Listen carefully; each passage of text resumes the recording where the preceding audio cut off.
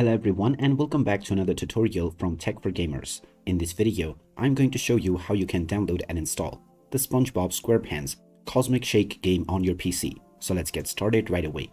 First of all, open up the Steam application, and after you are logged into your account, you will be taken into the store page.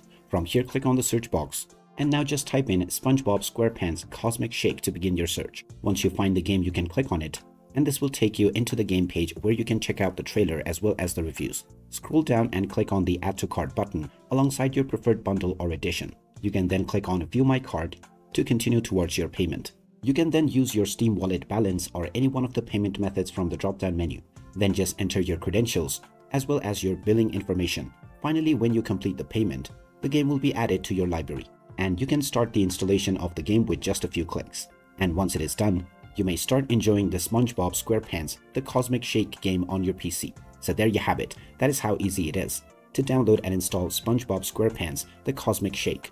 If you find this video helpful, don't forget to hit that like button and subscribe to our channel for more useful tips and tutorials. Thanks for watching, and I will see you again in the next one.